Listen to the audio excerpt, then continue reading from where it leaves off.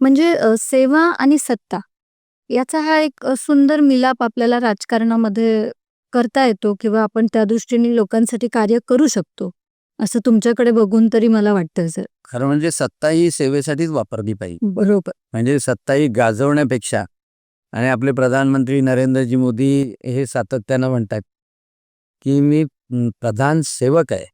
पंतप्रधान नरेंद्र मोदी आपले सन्माननीय, आताच तुम्ही त्यांचा उल्लेख केला, आणि आपले माननीय मुख्यमंत्री देवेंद्र फडणवीसजी, यांच्या दोघांमध्ये तुम्हाला काही साम्य जाणवतं का?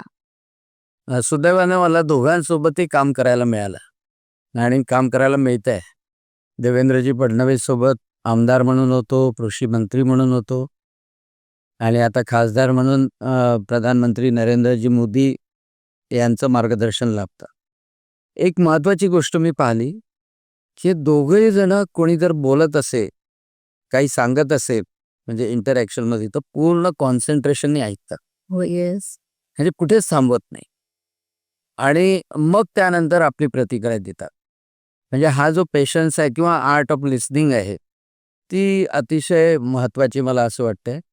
दुसरं एक दोघांमध्ये साम्य असं आहे की देवेंद्रजी आणि प्रधानमंत्री नरेंद्रजी मोदी हे प्रत्येक वयाच्या व्यक्तींसोबत त्यांच्याप्रमाणे वागतात, त्यांच्याप्रमाणे बोलतात, त्यांच्या लेवलवर जातात.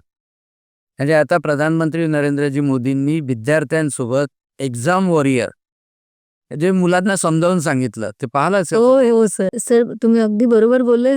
जसं सर म्हणतात, the good listener is always a good speaker. Because they both are good listener, तर ते खूप चांगले स्पीकर पण आहेत सर. हां.